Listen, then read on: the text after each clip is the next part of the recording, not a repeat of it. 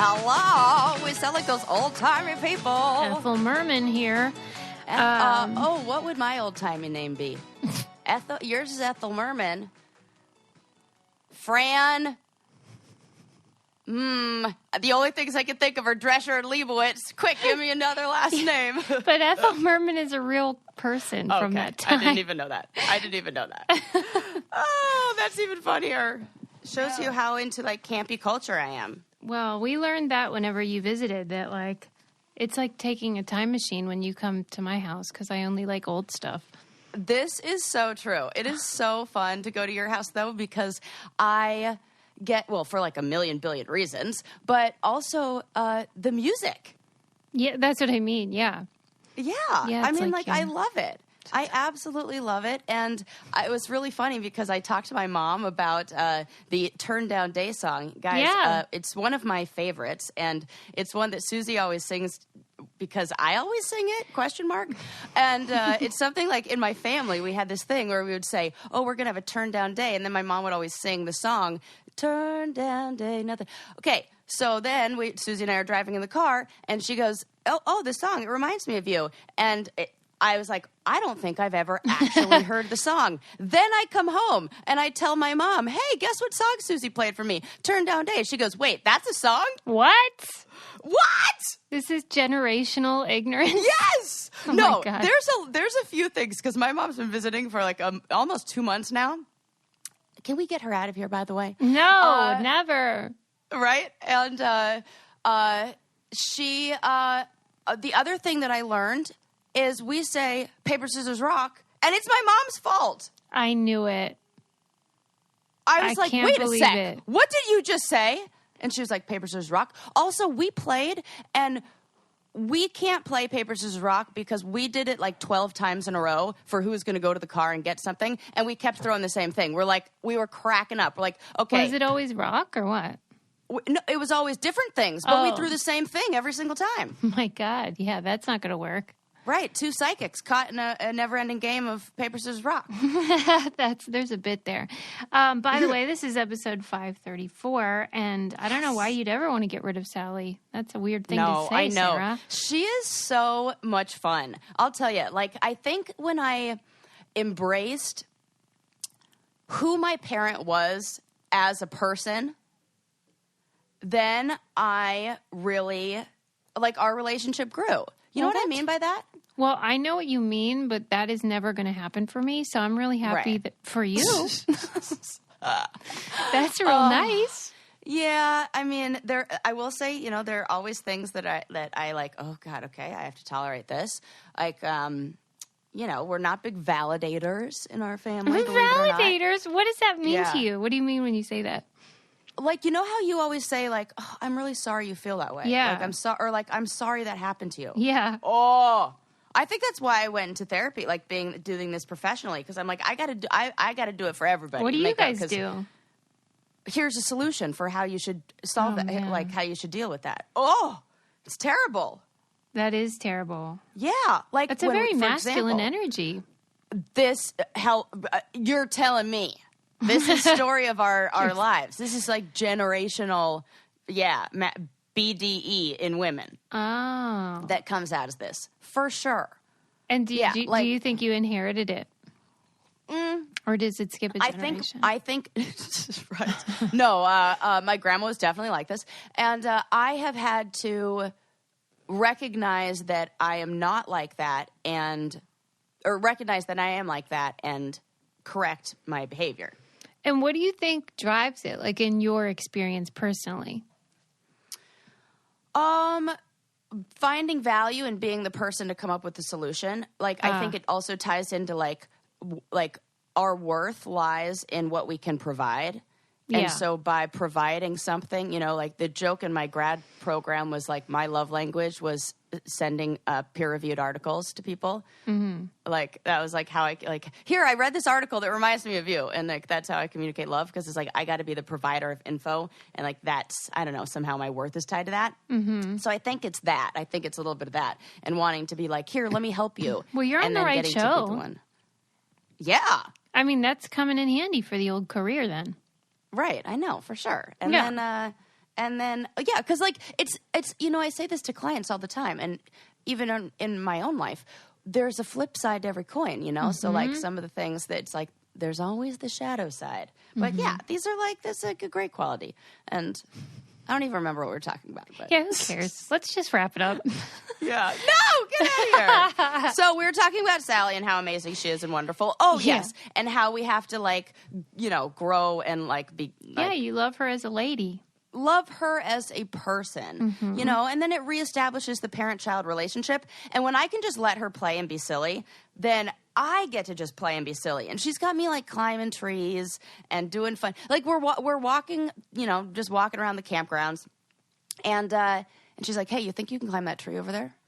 And I was like, "I don't know." And she's like, "I dare you." I'm like, "Oh my, I'm not kidding when I say that is how my mom talks, and that is how," and I'm like, I'm not going to turn down a dare. So, I'm over here climbing trees. So we're having a good old time. But I did get the example that popped into my head of the no validation thing. When I was camping, I think somebody keyed my car.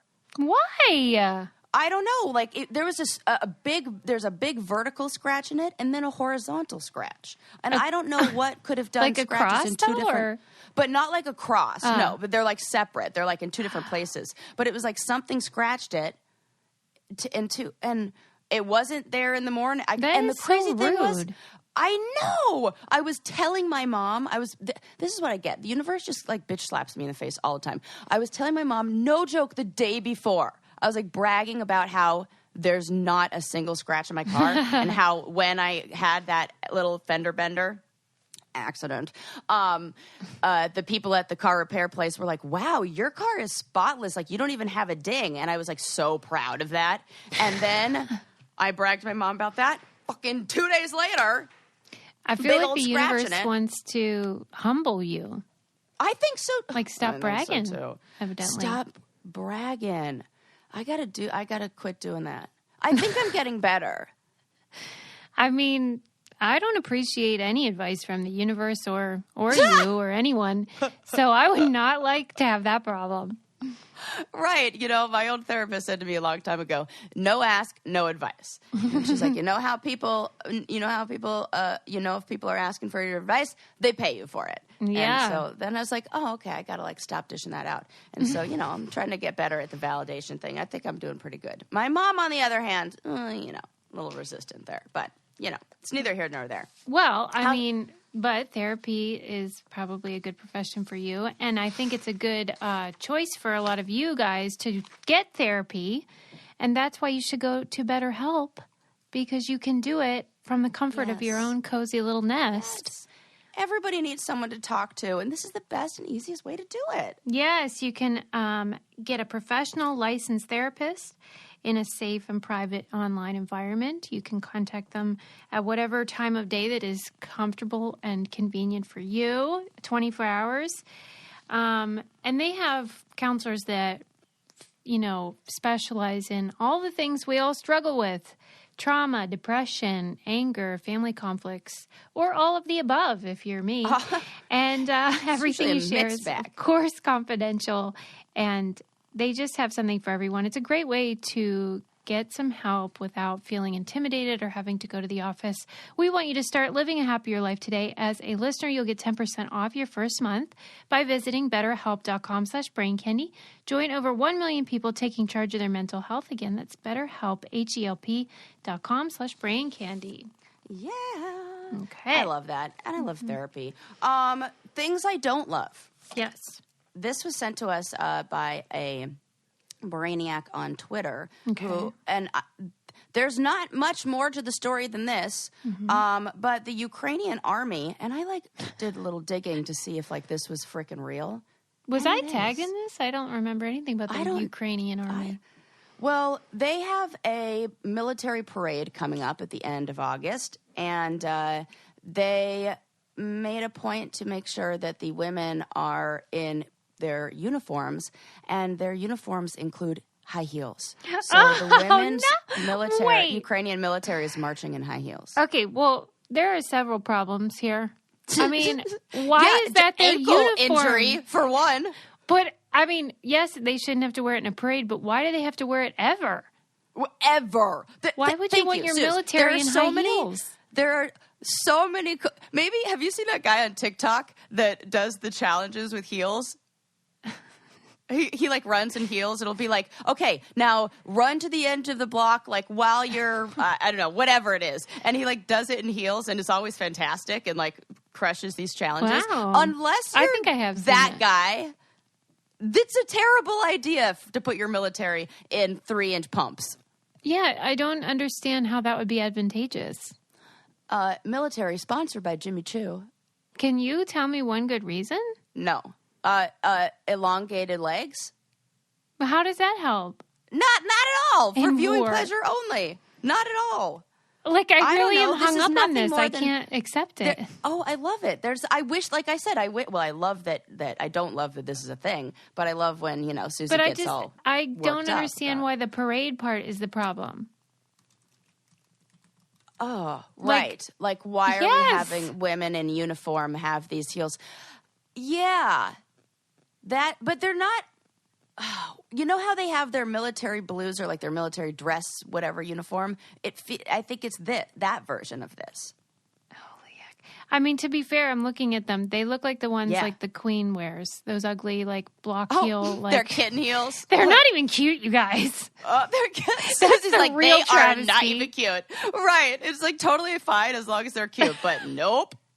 This isn't even one of those fashion over function situations. This isn't even fashion. Oh my God. Now I'm even more angry. Right? Isn't that picture just like what weird, like, future? It almost looks like, when you go to a museum, like Museum of Contemporary Art, and there's like a painting on the wall of like some, I don't know, imagined dystopian future where like women are Barbies and they're marching in high heels. Yeah, this is that, but in real life, and you're not in a museum, and this is actually happening in the Ukraine. Yeah, this isn't some sort of paradox or... This isn't that. Yes. So, yeah, there's no more to the story other than that. Do you think the Ukraine is...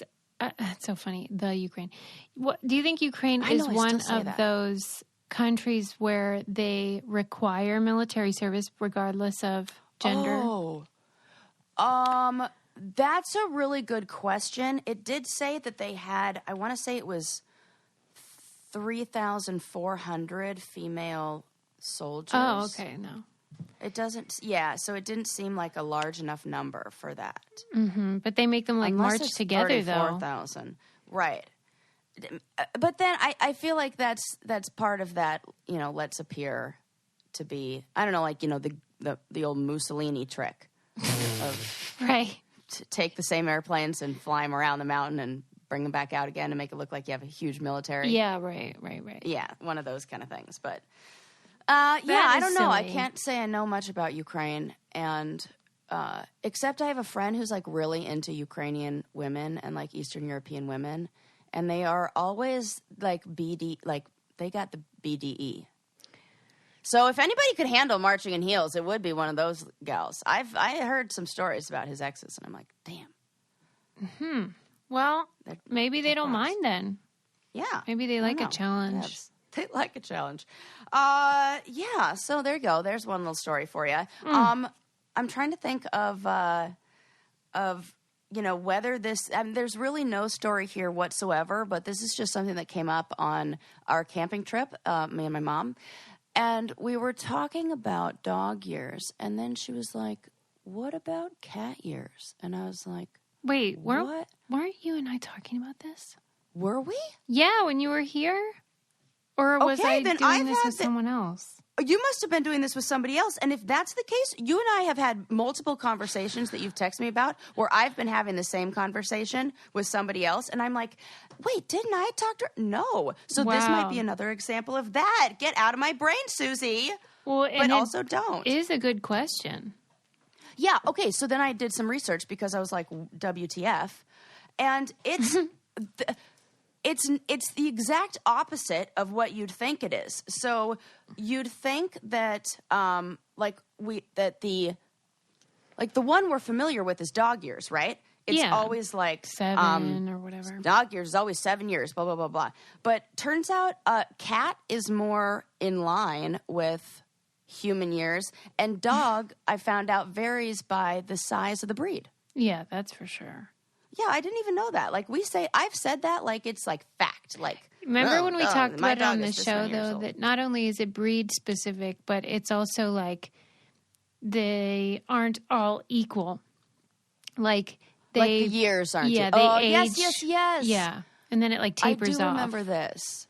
Yeah, like it goes faster in the beginning, and then we slow down. Yeah. Yeah. Oh gosh, maybe this topic is just coming up because like little Bo just seems to be getting. I know that this is how age works, but older and older every day, and I don't like it. Yeah, Sarah doesn't understand time. I don't. I can't imagine what it would be like to have a child because I just like I'm dying. Is it painful for you that she's showing her age a bit? It's painful because it feels like you don't know how much sand is left in the hourglass. Yeah.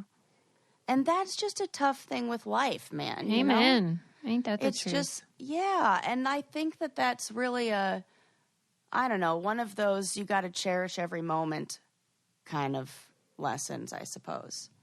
I think but my mom keeps doing annoying predictions. But Bo's cherishing every moment. Well, no, my mom keeps saying things like, well, you know what I think is she's probably going to just become incontinent and then you're going to have to put her down. I'm like, can we not say those kind of things, please? Like, I don't need hey, remember that no ask, no advice thing? Do that. There's something that runs in the family. Would you do that or are you going to do diapers or something? Well, I mean, I do that up to the point. Luckily, my cousin is a veterinarian, and I mean, like she's been in the business for so many years. She just would know what the right thing to do was, and I just really trust her. So I'm just going to be doing every single thing I can for Bo until Bo becomes too uncomfortable. Mm-hmm. You know. Yeah. And so until then, she's fine now. You know, she's just like, we just go to the bathroom a lot. And that's it. Right. And, like when my nephew said old people get up to pee in the night. And I was like, hey, wait. You're like, wait, old but people? I'm going to go ahead and brag. I don't do that yet. Not at all? Yeah, but maybe I just don't drink enough water. That could probably be it. Well, maybe, but that's great if you can go like 8 or 10 hours without getting up. Yeah, I can do that. I can do that when I'm sleeping. Of course, I don't know if I'm sleeping that long. Right. 6 hours. Right. Yeah. Why did I say 10? Who's doing that? Right. I'm like, wow, lucky. No, you know what? No parents. It's actually, right? No, nobody at all. Oh, God. You know, I was just thinking, I was watching, this is like a random aside, but I was watching Camilla's Instagram. Mm-hmm. And I just got to say, shout out to the single moms out there because that shit looks hard as fuck. Yeah, I would have to imagine it is. I just couldn't imagine what it would be like to do that whole, you know, like just all that duty on your own. No rest for the weary at all. Yeah, no rest at all. But, you know, that's you know, just a little side. Well, but there is a... Sorry, yeah, go ahead. I was just going to say, hopefully she has something that makes her comfortable, like a Third Love bra, for instance. Oh, my God. And, you know, I think especially for moms and people like just as we age, my boobies change. Boobies. Well, how old am I? 12? My breasts. I can say boobies, my tits, whatever we want to call them. I don't care. Whatever you want. Well, whatever and you know what? I was thinking about how Sarah is an enthusiast about like official sleepwear. Like she likes a set. Not do I like a set? A set is necessary. Yes. She thinks like this is a sign of reaching adulthood. Yes. You know what I mean? Settling in. Peak comfort, leisure, luxury. You can get it with Third Love. They have the most comfortable bras, every size you can ever imagine. These beautiful styles, vacation-ready designs. They have like tropical inspired colors and stuff for the summer. And then, of course, their cozy, comfy sleepwear. And I recommend their undies. Basically, everything they make is high quality and comfortable. And that's really all I ask. You deserve some TLC. That's Third Love Comfort. Go to thirdlove.com/brain now to get 20% off your first purchase. That's thirdlove.com/brain for 20% off today. And then you'll feel like you're at the spa when you're really just like dealing with your life. Dealing with your life. Mm-hmm. Yeah. It just, and that's an excellent segue, dealing with your life. Because I read the most interesting article that really got me thinking about just how backwards we have things. It was in Vice, and it was called The Cult of Busy-ness. Oh, yeah. Okay, let's unpack this. So this was so interesting. This article was discussing how this life of leisure that was like once aspirational of the upper class is like a thing of the past. And even historians like way back when in like the early 1900s predicted that we would be bragging about leisure time, that we would be like, oh, look at how much free time we have. That would be like the ultimate goal. But instead, the exact opposite has happened. Yeah. And we've become this, I don't know, what these people that do this busyness brag. Yes.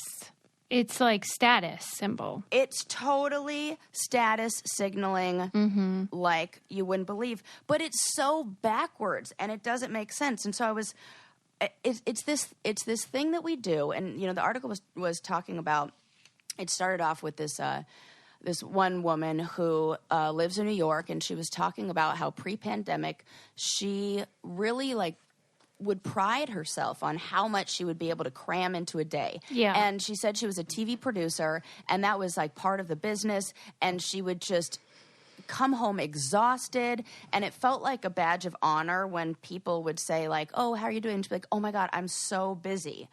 And it's this packing each day with as much stuff to do as possible that somehow signals your worth. Yeah, your worth is measured in productivity. And it seems so backwards because it's not what we all crave.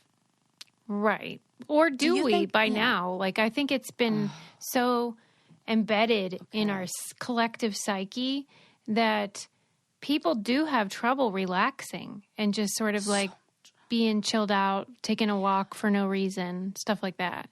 They become restless, I wonder, like, is it a chicken and the egg thing or whatever? I don't know. Which came first? Like, part of me, I asked the question to myself of, is this a product of a capitalistic society? Yeah. It's that, right? Yeah, it's so just that we value. It's from, of course, the capitalism, but it began much earlier with, even Martin Luther and Calvin. These are, American religious icons. And, that's the message that this is they call it the Protestant work ethic. This is a thing. Oh, my goodness. Okay, Suze, this is so interesting. Not one time in the article was religion mentioned. Well, that doesn't surprise me. Well, but that's so such an important. What? I feel like you can rewrite this article with. If you're reading about American culture or American history, you are always talking about religion. Period. Oh my gosh, Susie. I mean, that's why it annoys me when people poo-poo it as a valid scholarship, because it's valid or not, it's everywhere and it informs everything we do, whether you're religious or not. Okay. So the message and it makes sense, right? Because it builds the church and builds.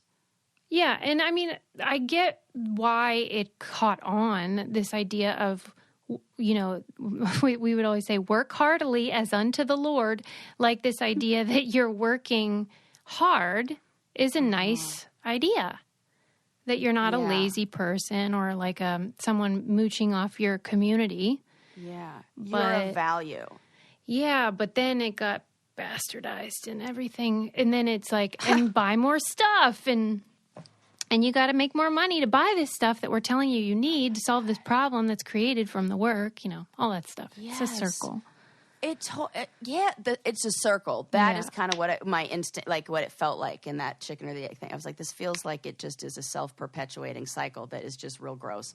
And there was a woman that was interviewed in here. Oh, I don't have her name, but she was saying that it was a conspicuous consumption. So the people, like we ourselves, and like not having enough time to rest means that we're a scarce resource, and that like by saying that we have no time, it makes us look like we're in demand and therefore highly valued, and then others will consider you higher status. And it is effective. It sure is. So that's part of the problem and why it's hard to break it, because it's sort of like the beauty standards. We can know they're bullshit, but if you stop participating in it, you don't change much. You just get judged according to the metric that already exists. Oh my! And you know what? You totally hit the nail on the head there, where you said you don't change much. There was somebody else in the article that was mentioned. This is more of a feeling and a state of mind than an actual reflection of labor. Mm-hmm. That it's more like something that we say and do, and if you really, and I really felt this when I was in a workout program, like a regular workout program, when I did that Body Take Back, like 12-week workout program, I got busier. I added something to my schedule, but somehow adding that thing that really got my body moving cleared up time in my schedule. And I had like more free time. And when I added something, and it like shifted how my mind thought. I really got to get back to doing that. Because, I mean, I'd said that in like one of our first meetings. I was like, man, I didn't know you were magically going to give me back like 3 hours of my day. How did that happen? And, we just fall out of this is the stupid thing our brain does, is that we fall out of the habit of this. It's all linked together. When you say this, what is that to you? Like when you say the habit of this? Doing things that support a structure to your schedule that's more in line with what you actually want, not with what your brain tricks you into thinking you want. Yeah. Yeah. The other thing that was so interesting, there was so much in this article that was interesting, but they talked about how this only works. This is very class specific, and this only works or is seen in white collar jobs. Right. It's not, and if you turn that around, or if you think of it in like more of like a hourly worker, or somebody who's like a gig worker, maybe like an Uber driver they use as an example in there. If that person were to say, oh my God, I'm so busy, then we tend to look at those people with this judgment of, you don't know how to manage your time. Mm-hmm. What is that Ain't about? That funny. I can't wrap my mind around why it seems so backwards to make, like, I get it when they write it out and when I see it in the article, and then when I understand, the whole, like, making yourself a scarce resource, and then you add the religious component to it, and that message of work ethic. I totally get it. But when you look at the data that shows that even people, when asked about this, and when people are thinking about those very busy people, they look at them as like having higher status, but not happier. Yeah, we're on to that. Like we know they're not happy. We know they're not happy, but that doesn't. We still aspire for it. Yes. Yeah. So we have to be so conscious to like start. I think it's so wonderful that we read the Habits book and that we had the author on here, because retraining your brain and learning how to interrupt these kind of cycles is like so important. Because if funny? not, we're just in autopilot. Like, I bet though, a lot of the people that read books like that, like The Power of Habit, will try to apply it in a way that makes them more productive. You know what I mean? Ew, you're right. And I'm totally thinking about how to do all those airport books where it's like, who moved my cheese? And then all these fucking CEOs tell you you just have to be flexible and make snap decisions under they don't actually give you any good advice. And then everyone's like, okay, that's what's going to make me more productive and more successful and more powerful.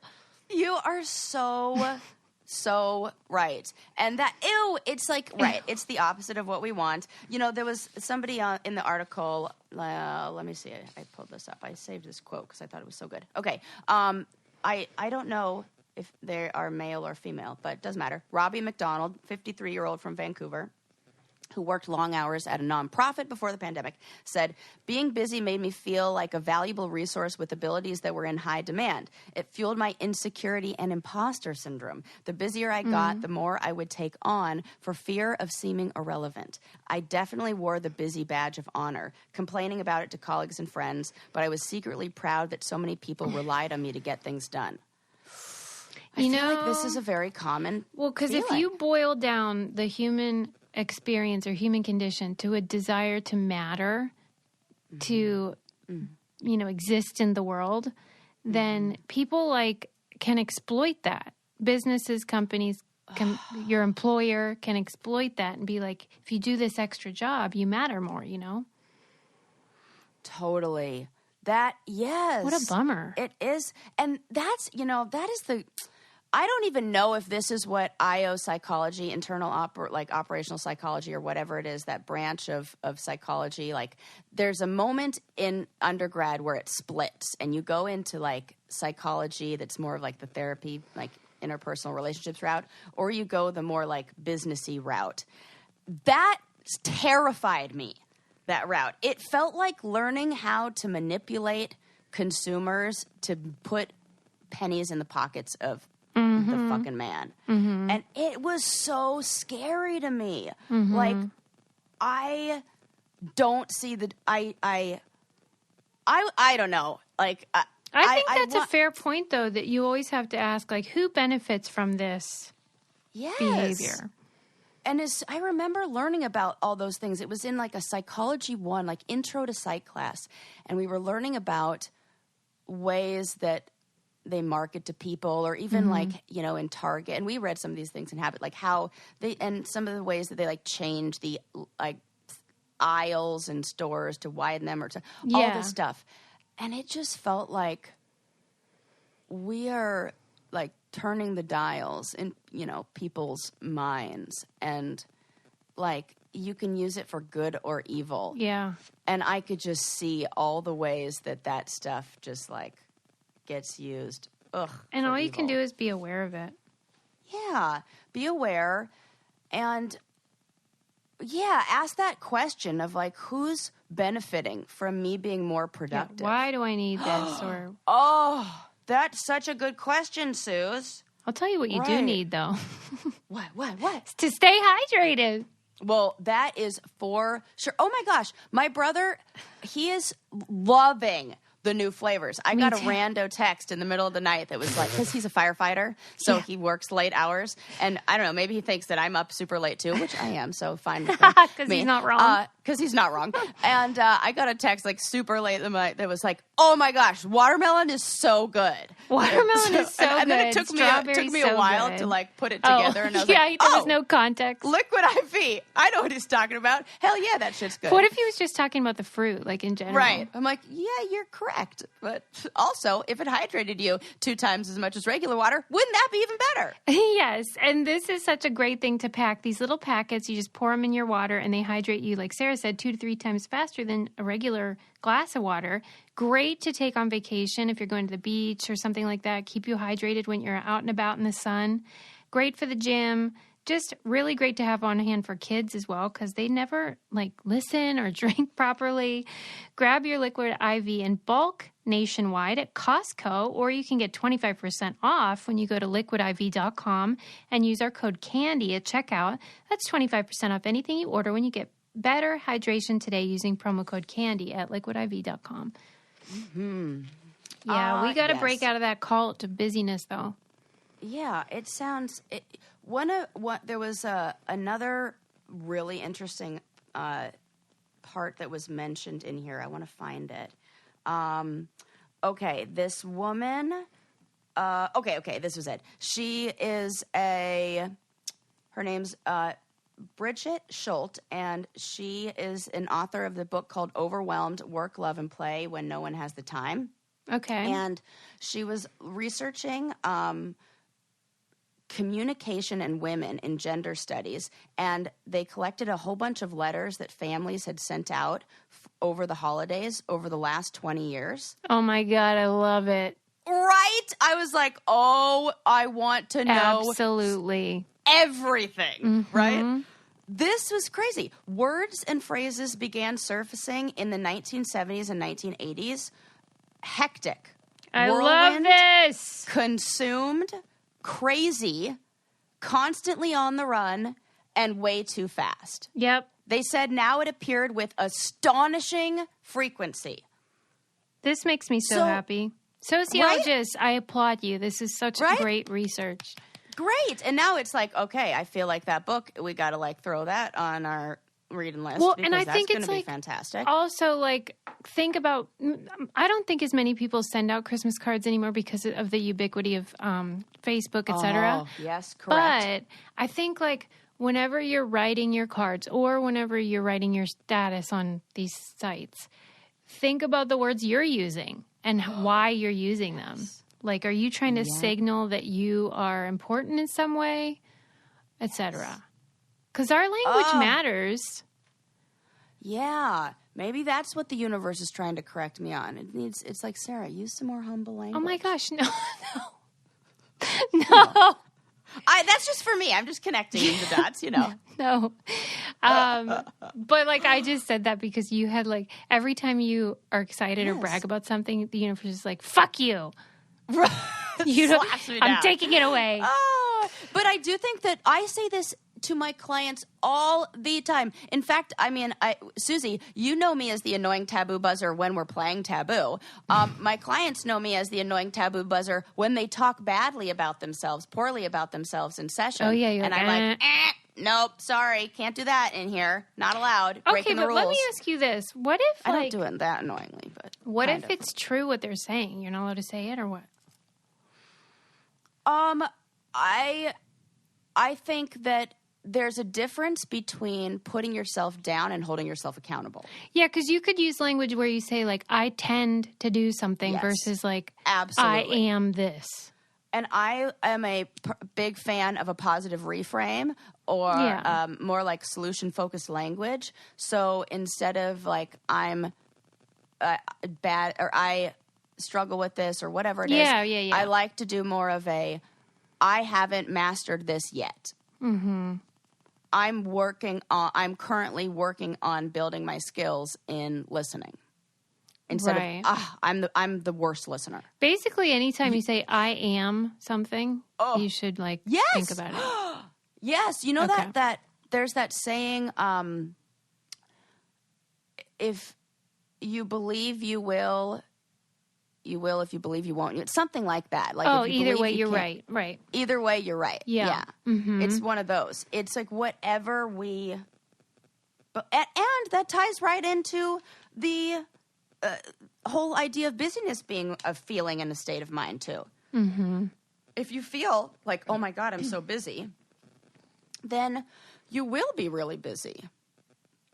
Right. Or, you'll feel frenetic and you'll feel... Yeah, just the idea bogs you down. Yeah. Mm-hmm. It's kind of like people who say that they're lucky. I say I'm lucky. And I feel like luck finds me. Not so much. I've been kind of accident prone lately, but that's fine. We've had some good luck. I did get that walk-up camping site. That was super lucky. I went online to try to reserve it, and they didn't have any availability until November. Who wants to go beach camping in the middle of November? I walk up. They're like, hey, these people just canceled. They had a 9-day reservation. How long would you like it for? I'm like, all weekend, thanks. So there's some luck, I guess. Well, so as a scholar of prosperity gospel, I ask you, what do you think that is? That you just think saying it makes it be true? No, I think it's what we look at. It's that red car phenomenon. If you don't have a red car, and then one day you're like, man, I don't see any red cars anywhere. I know what color car I'm going to get, a red one. And then don't you know, as soon as you drive off the lot, it's like everybody else went out that day and bought a red car too. Because now your mind is primed to start seeing that. So rather than focusing on like that plant that broke or this person that keyed your car, you'll be like, I got this camping pass. How awesome is that? So it's more like a focus. Totally. Okay. It's a focus. And it's just, like I tie it all together. I feel like I was recently rereading some stuff of ours from way back when we were talking about the show and our experience and our experience on there. And, you kind of like, I was thinking about edits and how they can choose the best 1% or the worst 1%, because that's really all you're getting is 1%. Yeah, and you're not going to get the boring middle bit. Right. And so, like, if that's what producers look at, that's what's portrayed on TV. But that's not the full, we never really get the full picture. So I feel like if we spend more time just being curious and not judging something. I mean, judgments our brain is like designed and built to take shortcuts and, make snap decisions because we're getting in so much information all the time. But if we try to kind of push back on that and just maintain like a curiosity without slapping the label on it of like, this is good or this is bad or this is lucky or unlucky or whatever, I wonder if maybe that would help. I don't know, maybe put more attention on that middle part you were talking about. That doesn't feel like so much extremes. And isn't that what we want anyway? More of a balanced life? I sure do. But I feel like I was telling Sarah how I still have an antiquated idea of who I am, I think. So I see myself as very loud and silly and gregarious. And Adam, my husband, referred to me as serious and quiet. Yeah. And I said, can you believe that? And Sarah goes, well, yeah, you are. Yeah. And so I think that is really just sort of a manifestation of getting to that middle bit where like. I totally agree. Because, and now when I think about that, when I really like think about you, those aren't the two words I would use to describe Right. you. I agree. At all. Yeah. And I also think that seriousness isn't a seriousness, because we're like judging that word of like, oh, seriousness. That means she's like, all biz like or something. Grumpy and bad everything. lax. Right. Right. But I hate that word. I'm like triggered right now. My ex-husband used to use that all the time and be like, don't use that. No, you never call a man that is only a woman's word. I don't even care. Whatever. I would. Oh, I hated his gender language. Anyway, we've been divorced long enough for me to now be like, talking shit. Anyways. No, I'm not. I'm kidding. What was I saying? Now I got distracted. Just that you wouldn't use those two words to describe me. They aren't the first two. Yes.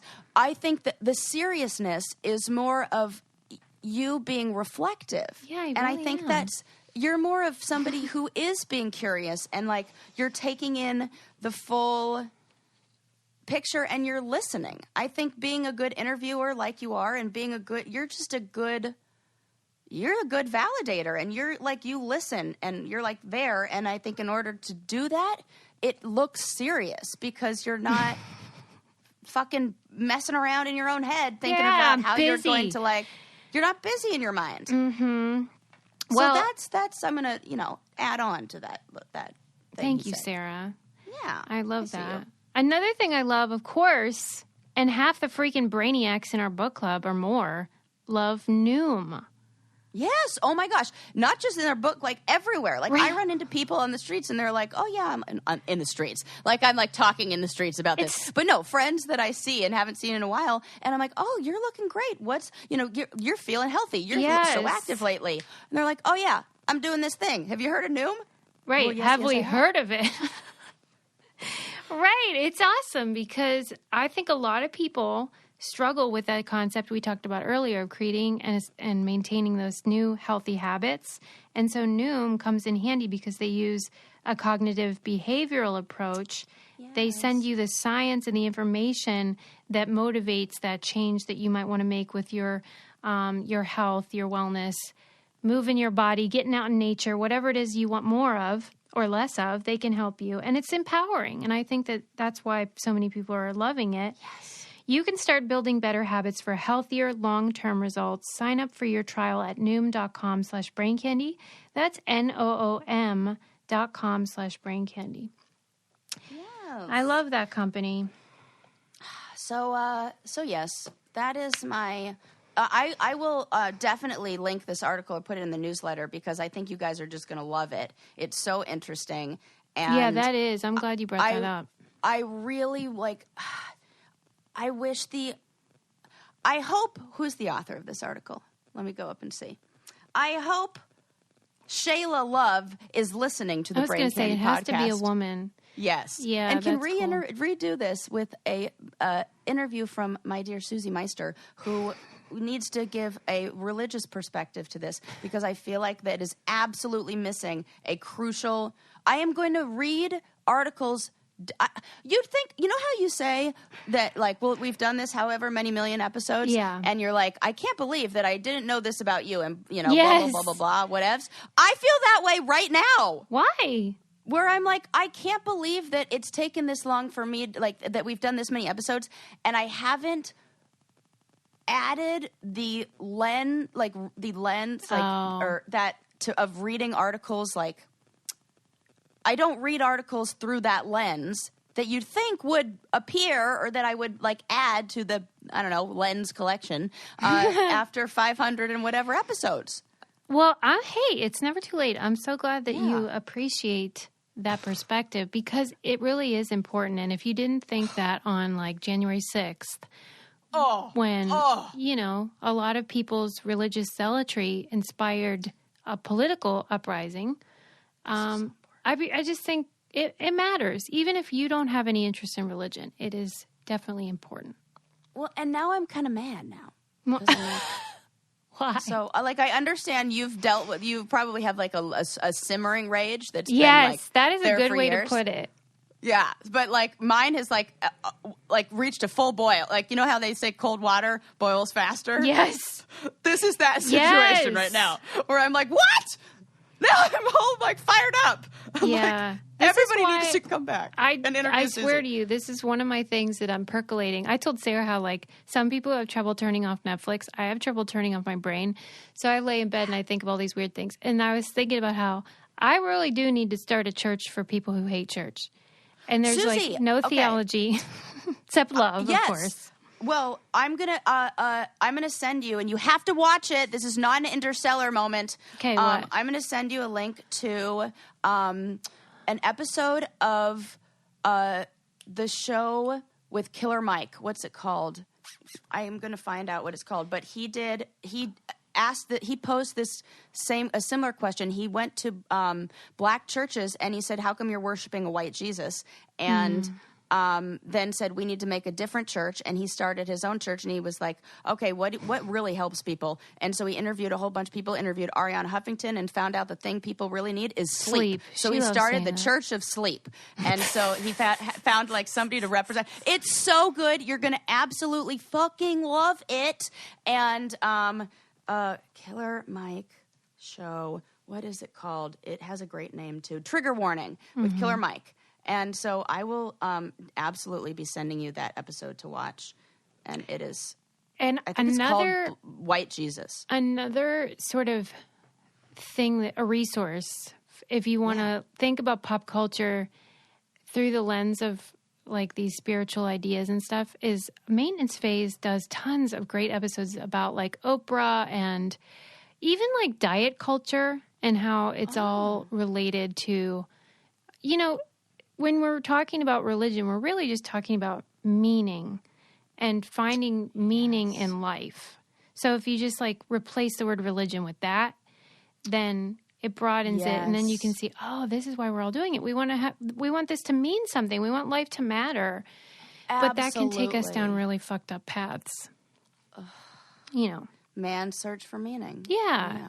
So that's it. It's universal, but it just comes in different packages. What is this that you said? Maintenance Phase podcast has great episodes. Maintenance Phase podcast. Cool. Yeah. I'll check that out. Yeah, it's really fun. Look at that. There you go. We are influencers, you guys. Totes. That's what this is. But you know what? This is exactly the way I'd like to be influenced. You recently were telling me, we were having a conversation when I was visiting you about Instagram and how being on the show, Instagram doesn't know and Twitter doesn't know the difference between us being on the show and us caring about. They think we just love the challenge. They think we love the challenge. I'm like, no. Boy, are you wrong. I just was on the challenge. And you said to me, well, why don't you just change who you follow? Yeah. Isn't that some good advice? Well, easier said than done. I just been doing, it's kind of like deleting old photos or going through and getting rid of those screenshots that you're never ever going to look at ever again. Yeah. But it takes some time, but man, that is helpful to just do a little spring cleaning to the old Instagram. Well, Twitter is nice too because you can mute entire categories and words and phrases in your timeline. So if you want to mute the word challenge or MTV, you can do that. Or that, you know how they group it in categories and it'll be since you liked Wes, you might like, and then that's exactly. I'm always I don't like him. Thank you very much. Yeah, the algorithms don't get everything right, do they? They definitely do not. That is so funny to me. There was I'm sorry. Go ahead. No, you. I was going to say there was an article in Vanity Fair about Franken-biting in reality TV. Oh my God! Let me tell you, as a curly-haired girl, it's so my hair looks different every day. Oh, I was like, where's she going with this? Oh, every single fucking day my hair looks different. They hated it. They would tell me, oh, could you straighten your hair? I'd be like, no. And they did not like that. And I would be like, in one scene my hair is straight, in one scene my hair is curly, in one scene, I'm like, you don't even try. I'm convinced that when I did Viewer's Revenge, which was the Road Rules sort of reboot thingy, but it was filmed in real time, so we'd film it Wednesday to Sunday, and then it would come out on Monday or something. And I'm convinced that's one of the reasons why it was such garbage, because they couldn't do that as much. Yeah. Oh, my God. You're so it had to actually be from that week, and then there's not always a good story that week. Real life is fucking boring. Yeah. The article, though, made my skin crawl because these producers, they know they're doing it, and they know that it can really affect someone's life in a terrible way. But they're like, well, it's my job. See, I think that there needs to be media ethics. Wouldn't that should be a nice? Fucking course. That's like an oxymoron. I know. God damn it. When I was in my research methods class and I was researching the effects of reality TV on participants in 2018, I think that was when I was in school, there was only one peer-reviewed study on the effects of participants, and it was from Sweden, I believe, and it was a media law student or class or whatever, researcher. So it wasn't even a psychology or anything mental health related. It was somebody who was looking at it from a legal media law standpoint, who deemed it unethical. Just the whole genre? Whole thing. After the research, they said, with my findings and the effects of it, it seems unethical for us to be, doing this. When I'm sure cited you don't... that one in my very short, bibliography, whatever you call it, works cited. What the hell is that section called? Bibliography? Yeah. Research. I'm sure that they said, but you might not recall, but did they specify what type? Because there's so many different kinds of reality TV now. Do you think it was just the whole? Oh, yes, they did divide it. Yes, you know what? You're totally right. They absolutely did divide it into categories. Yeah. I wonder if I could even find my paper. Yeah, maybe I'll find that and then I'll have it for next time, or I'll put the article in our newsletter, which you can subscribe to. At and it's something we could definitely explore more on our Patreon, which is patreon.com/braincandy. Yes. Whenever we get a wild hair to talk about reality TV, we tend to do so there. But I mean, even my thing is Food Network. I love Food Network. But they have a lot of competition shows, and I'm always sort of like, is this one okay? I don't know. Right. Yeah, I was when you interviewed Barry from Alone, I was really surprised to hear, well, maybe not, well, kind of actually, yes, surprised to hear that they really do a good job of taking care of their mental health afterwards. Yeah, they seemed to. Yeah, it seemed like they were really supportive, and he was saying that they, or at least he talked in the interview about, looking into like couples therapy and things because they're like feral afterwards. Well, yeah, and Sarah and I always talk about how like even just on our show, you change in that period of time so much. It's like an expedited or more severe version of change, and your partner's just been home and you've been in Narnia, and then you come back and you haven't grown together. Oh. That was definitely the case for me. I can remember that. But I can also remember making the decision to go on the show knowing for that reason. that change was there, and that almost like this might be like later. A stretch. But would you think that part of that expedited growth comes from the thing we were talking about earlier, that once you're not busy and you can really reflect without as much distraction, at least digital distraction, that you really do learn more about yourself, and you're like, wait, because that's what happened to me. I was on the show and Susie, I was like, I think you're so correct anymore. Yeah. I think you're so right. I think when the noise goes away, I think when there aren't and you know what? I think we saw this in COVID with quarantine. Yeah. Because people were it's the same thing when you, and this was also in that article. Oh my God, fucking full circle here. This was also in that article. The woman that they had originally interviewed in the very beginning of the article said at the end of it that she doesn't think that that busyness, that lifestyle is something that she could maintain now, because so much of that slowed down and, really came to a screeching halt, especially if you were in the TV, you were like a TV producer. Sure, yeah. I even found it with having to drive to and from places and having that, just, I feel like it's not as hectic now. And I don't think I could go back to that speed that I was at before. Mm-hmm. And I don't think, and she said that she couldn't go back to that speed. And so, I think it's hard once you've experienced that to kind of go back to. Yeah, maybe it's like a silver lining. Were before. Yeah. Yeah. Somehow this related to what we were saying before. No, it did. Yes. Let's wind it down both in our lives and on this show right now. Wind it down in our, I will say with that, because I feel like, oftentimes, like I was saying this to our book club, with self-help books, I can the first chapter is like, here's the problem. Second chapter is like, here's how it's affecting everything. And then I get so bogged down by the third section that's like, here's how to fix it all. I'm like, I can't even read it. I'm too stressed out. So it's always important to me to the solution, right? The solution. It's funny. I want to provide them, but I don't want one for myself. There's something there, I'm sure. That's funny. One of the psychologists interviewed for the article answered the question of what do we do, and she said to savor the hours and minutes rather than counting them, which is easier said than done. But I think that comes down to that simple language switch too, of looking at your clock, and instead of saying okay, I have this many hours till I have to be at this thing, it's switch it to I have 20 minutes to enjoy this leisurely time. Okay.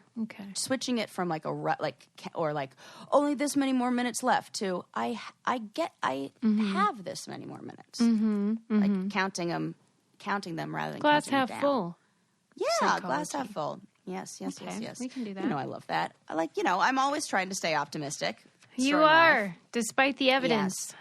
Despite the evidence. Well, it is what you look at, as we've learned. Yeah. So, yes, we talked about why it's important to not be, well, I don't even want to say not be busy. More just change your mind frame to maybe embracing leisure, with an added interesting history of religion in there that Sarah learned about. And had no idea it was a thing. The real 10 out of 10, though, was that Christmas card study. That's so fun. Oh, right. I want to know more about that. I want to know, and the other thing I was thinking that they didn't say this in the article, but like my mind is just kind of putting this together. Isn't that when there was a big push for like women, like that first or second wave feminism of like going back to the workplace? We can have it all. Yeah. So I wonder if the language also changed with that because... Yeah, because you know who's writing those cards and it ain't the men. Right. Oh, my God. It like never in 1 million years. That's so funny. Oh, man. And don't forget, if you're going to be in a parade, to wear your heels. Oh, yeah. Wear your heels unless you're climbing a tree like me. I bet you could. I dare you. Oh, my God. That is how I get a broken ankle. See, because then I do that AWH, Susie. Yeah. AWH. I keep using that in real life.